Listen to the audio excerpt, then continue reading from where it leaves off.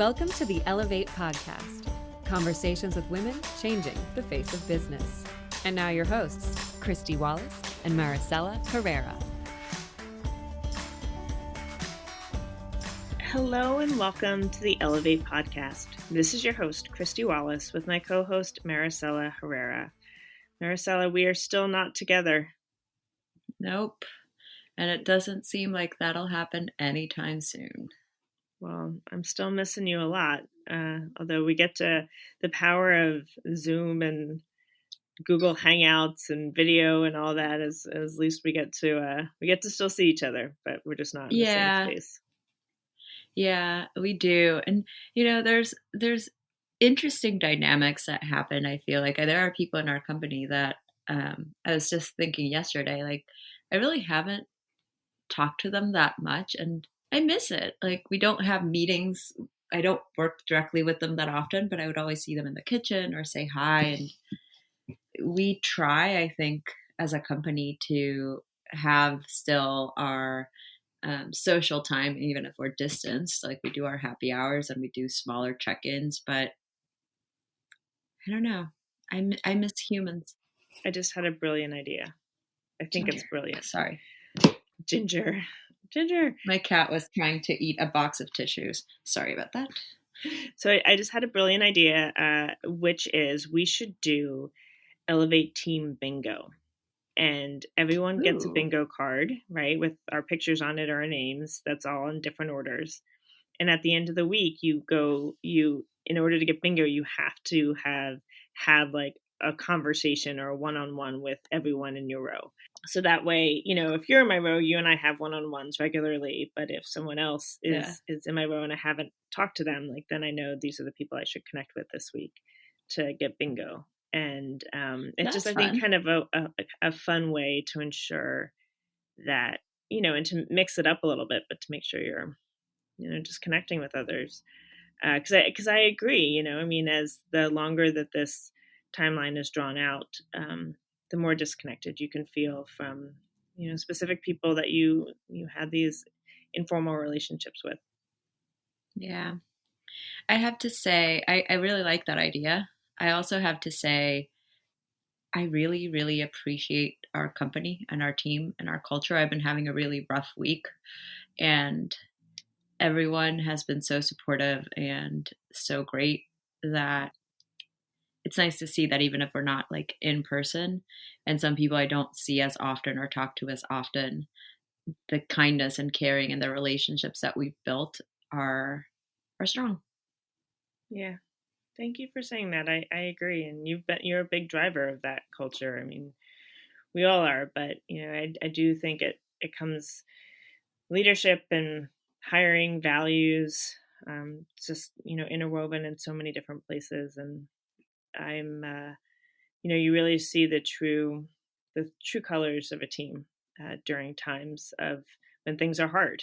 And we certainly have a pretty special group at Ellevate. And beyond just our headquarters team, when we think about our global community, when we think about our chapter leaders who are really helping to create connections and opportunities and impact in their regions, it's more than ever, I'm seeing the power of that strength and, conviction and community coming together. Our guest today, Melissa Ternes, is one of our chapter leaders in the NC Triangle region. And even during, times like now, you see that community is never more important. And it was a good conversation. I cannot wait to hear that. We don't all have it figured out. We're not all experts, but everyone has something to contribute. So Melissa talks a lot about financial well-being, and particularly during this time. We talk about how we can continue to support small businesses and how we can continue to navigate this new normal for many of us. And it's a great conversation, and I hope our listeners will find some important takeaways.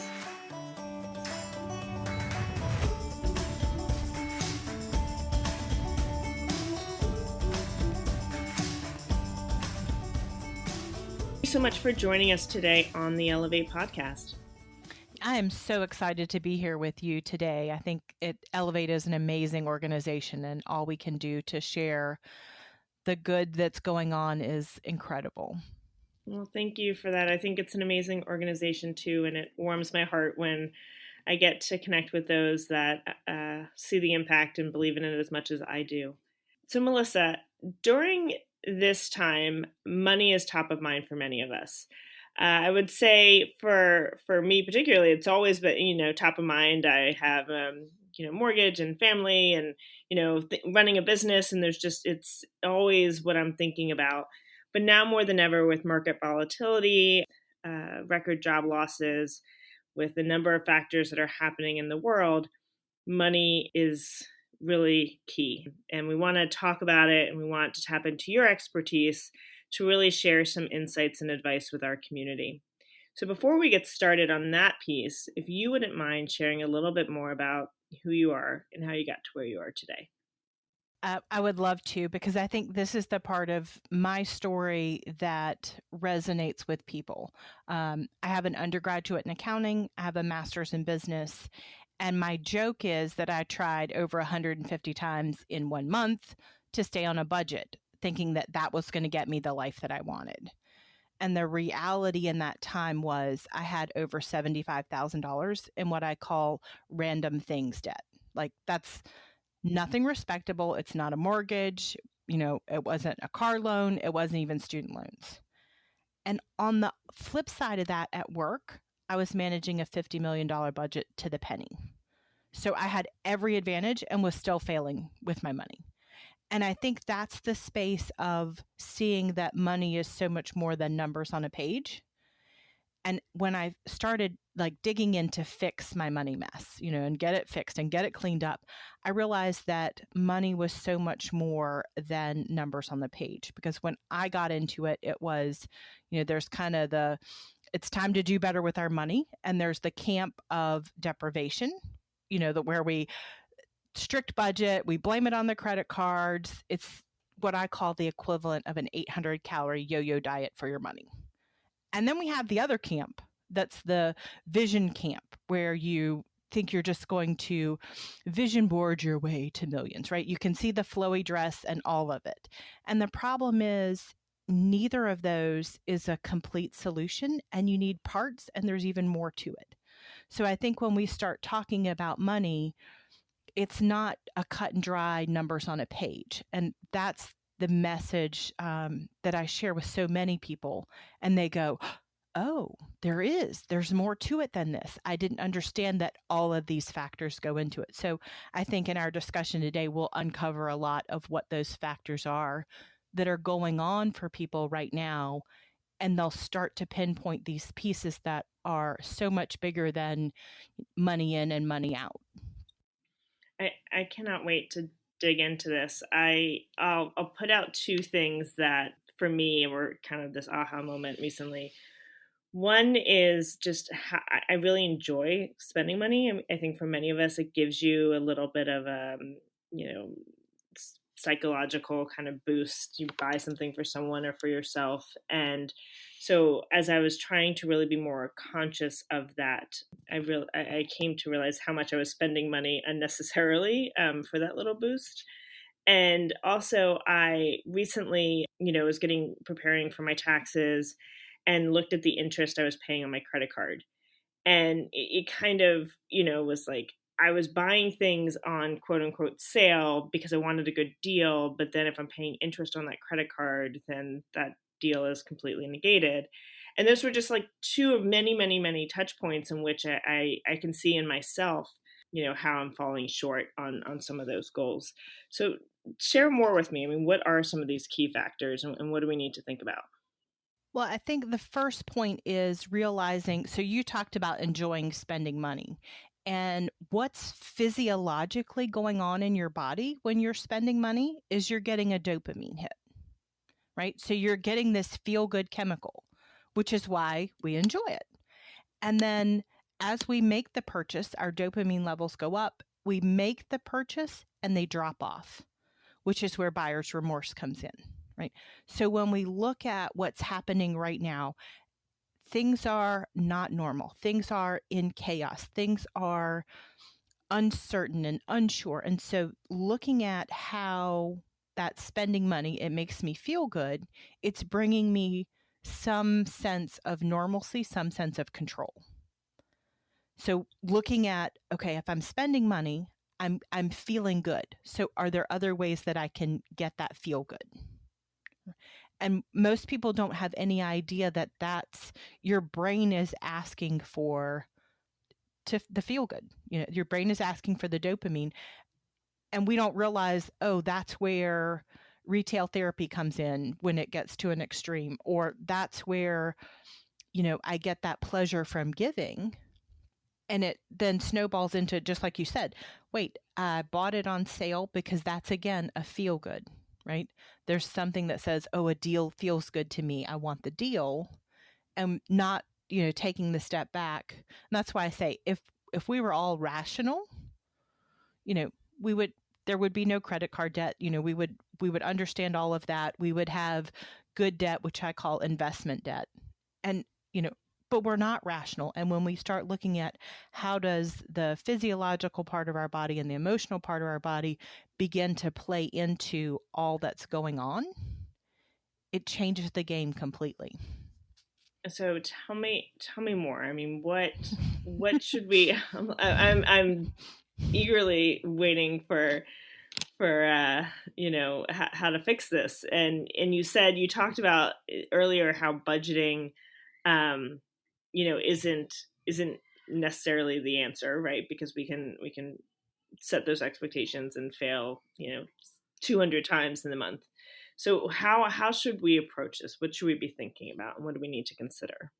So one of the things I like to do with all of my clients is have them track their money, right? It's like, what did I spend today? What did I make today? And looking at even shifting the word budget, I think that's a completely acceptable word when we're at work and we're talking about someone else's money, right? Because it's very easy to manage someone else's money. But when we bring it into ourselves, when we shift even the language we're using into, this is my spending plan, right? I'm creating a plan for how I want to spend my money. It's much more freeing where budget feels restrictive. So even starting with the language we're using around what we're doing, right? Because as soon as we get into that space where you tell me there's less money coming in, you can't spend, we all turn into 2-year-olds in the grocery store with a little temper tantrum, like, you told me I can't, that's why I'm going to do it, right? Mm-hmm. It's the automatic kind of responses. And as we can start to identify what are the places where we're having these responses. If I look at, where did I spend money today? And I say, okay, I went to the grocery store, that was fine. I went to the mall, that was fine. And then I got home and got online and spent wildly. Then I can go back and look at my day and say, what happened between me being able to spend rationally and me having a response that's not what I would choose if I were in my most rational decision making. So then I can look at, did I have an argument? Am I stressed at work?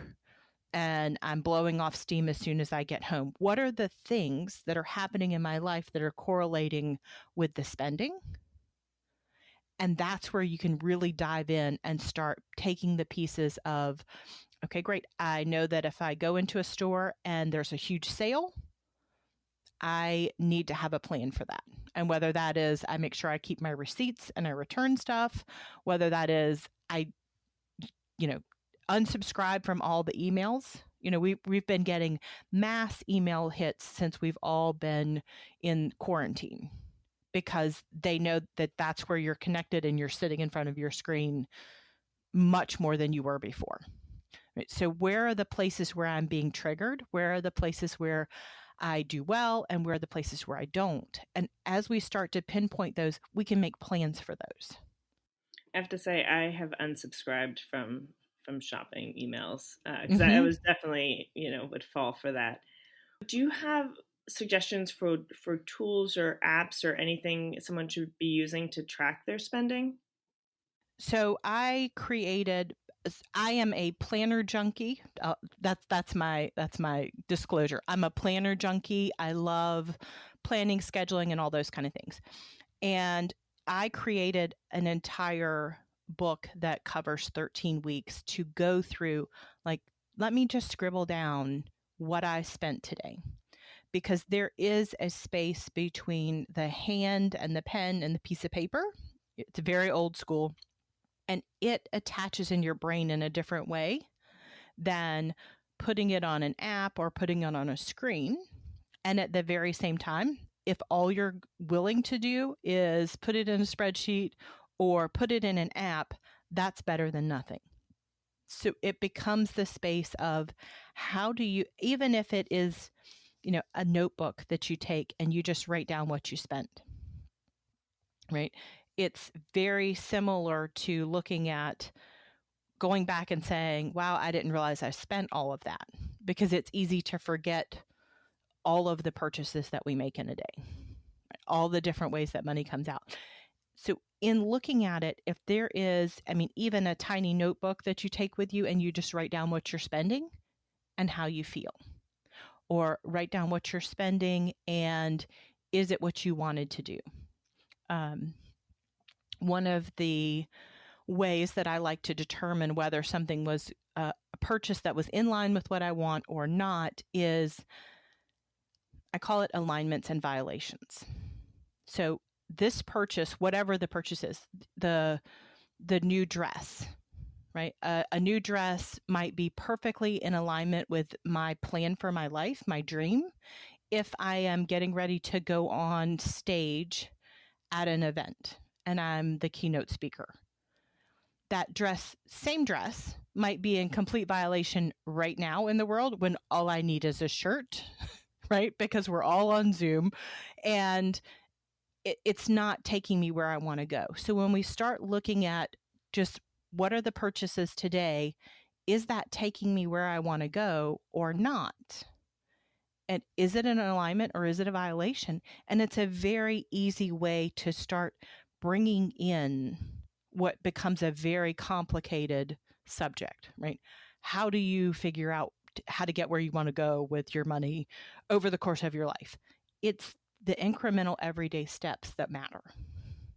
Well, so I wanted to talk a little bit about some of the unexpected changes when it comes to finances, because so yes, like incremental every day, what's the money going out? How do we become more intentional and conscious of that? How do we make better decisions? I have to say, as an aside, just over the past couple of weeks, we've been doing a lot of cleaning out of things, and that to me, I'm, it like literally pains me thinking about waste, but that comes from, certainly a place of privilege too, because we know that many people during this time have had their investments deeply impacted, their retirement savings, their income.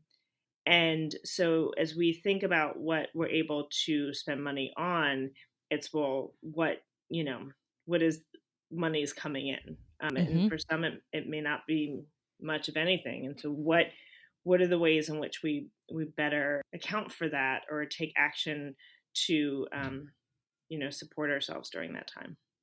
And it is a huge shock right now for people who have thought that everything was going along, and they may have been in a paycheck to paycheck living situation, or they may have just always had kind of money in the bank and never really had to look at it.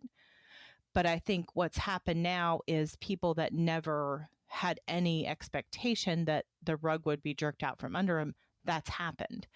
And I think step one is, look at calling your creditors, calling your landlord or your mortgage company, and starting that conversation, starting it sooner rather than later is step one. That kind of, okay, what do I need to manage? Let me look at what's out there and calling them. And the big thing right now is to protect your cash.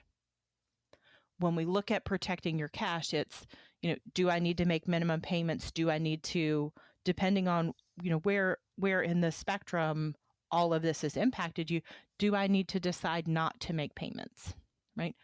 And looking at it from the sense of, I need to protect my ability to survive as priority one over what will my credit look like, or what is the fallout of all this going to be, and taking that step of applying for unemployment or any of the CARES Act programs for the PPP and the EIDL, all of those pieces. So what are the places where you can apply, and then look at what is it that you really, really need, and what are the things that you are fighting to give up.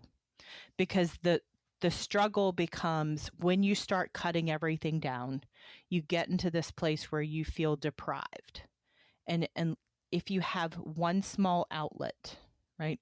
It's when you have steam that builds up, right? If you can have one small outlet, it doesn't explode, right?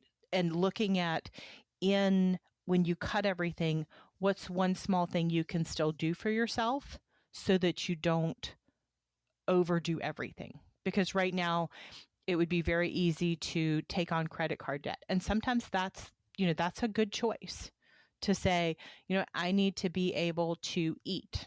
Let me put it on a credit card because that's what I have, right?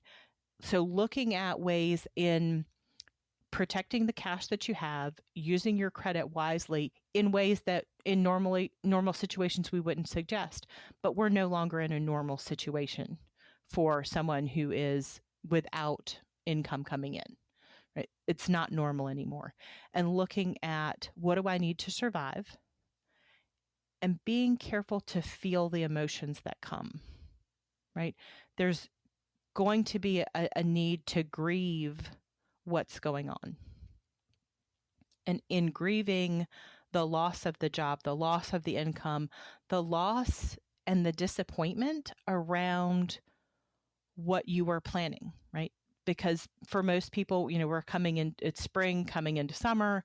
There were vacations planned. I know a number of wedding photographers, weddings are being posted. There's all this stuff. And so when we can look at, we protect our cash, we're using credit very wisely, we're cutting things that we can, keeping something that gives us that space of, I didn't get everything taken away, and adding into that, feeling the emotions, grieving the loss, grieving the disappointment, is going to set you into a place where you don't go underwater. You may just be hurriedly treading water just to stay afloat, and you may go under and come back up.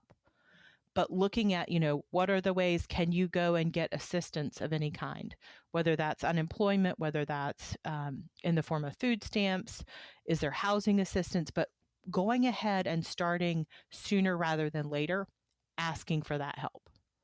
I was thinking as you're talking just about, in my own mind and spending habits, like I kind of am, in one stage, really trying to cut down on my spending and really trying to be very intentional about it to better prepare for this time. But then on the other hand, I'm hearing about, small businesses and local businesses and retailers who, are seeing their hopes and dreams smashed right now. And I want to support them. And so it's like this push pull, and it's absolutely the dopamine piece too, but it's a push pull between, how can I, continue to support local businesses during this time, because we're all in this place, in this space together. And it's, now when I've really seen community step up for each other and rally around each other. And it's been really inspiring, but at the core of a lot of that is, access to money and funding and wealth. So yeah, I'm just thinking a lot about what you're saying and, internalizing it for myself a little bit. Well, and I think I've been hearing a lot of the space around supporting small businesses, right? Because I mean, I'm a small business. My husband and I own another small business. I'm in a community of small businesses. And the thing that I say always is it goes back to when you get on the airplane and they say, put your oxygen mask on first and then help other people. And the reality is, if we don't look at our spending, right? And it can be making the choice to not do this so that you can use that money to help another small business or to help a small business owner. But if we get into a place where we are overextending ourselves and we can't cover what we need to cover personally, then you're not helping them in the long run, because you won't be able to continuously go back and help them out in that space of, going back to the restaurant or going to whatever, the salon or any of those things. And so when we look at it, it's a balance, right? It's very idealistic to say if we all go out and help a small business owner, then, they're going to survive. And at the same time, if you don't have the money to do it and you end up not being able to, cover other important things, then you've put yourself in the same situation they were in. And now you're both in the quicksand. So I think there is a balance to it. And it could be, there's a way to promote small businesses, right? So maybe it's that, you don't have the money to spend with the small business owner, but maybe you can do a video on LinkedIn and highlight what they're doing and highlight how they're, how they're pivoting in this time and how, what are the great things about them.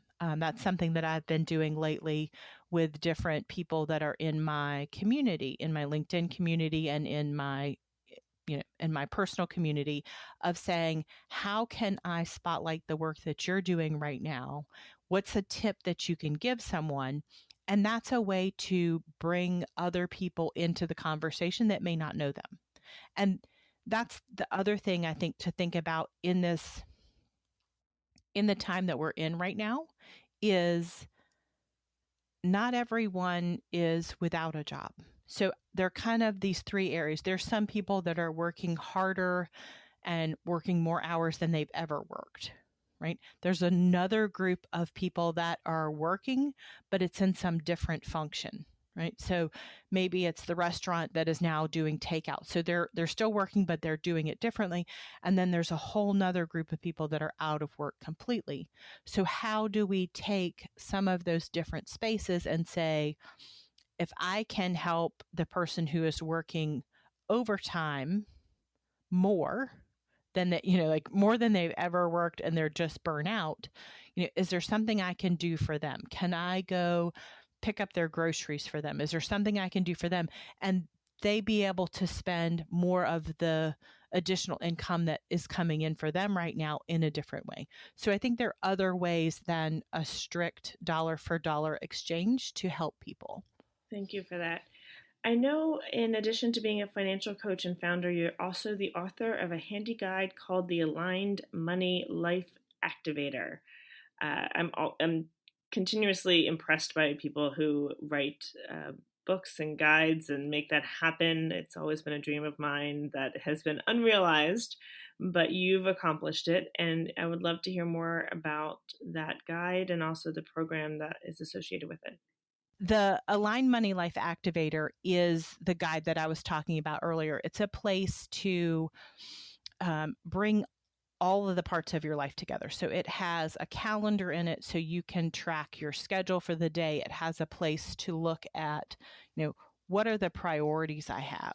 What is it that I want? What are the priorities that I need to do for today? It goes into everything from, what's my focus today around money? What's my focus today in general to get to where I want to go? And then even into appreciating money, and then tracking your money.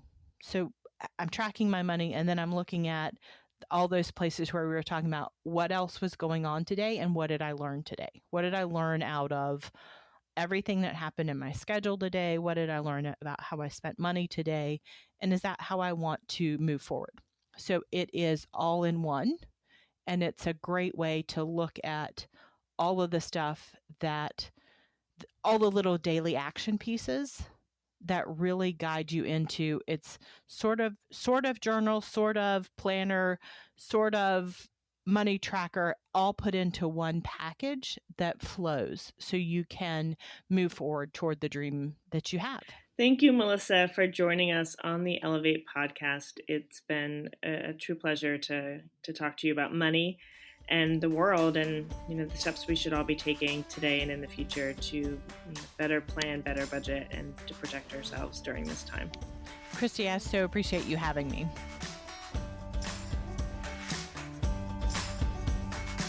Thanks so much for listening to Ellevate. If you like what you hear, help a girl out. Subscribe to the Ellevate podcast on iTunes, give us 5 stars, and share your review. Also, don't forget to follow us on Twitter at Ellevate NTWK, that's Ellevate Network, and become a member. You can learn all about membership and all the great things that Ellevate Network is doing at our website, www.ellevatenetwork.com. That's ELLEVATE network.com. And special thanks to our producer, Catherine Heller. She rocks. And to our voiceover artist, Rachel Griesinger. Thanks so much, and join us next week.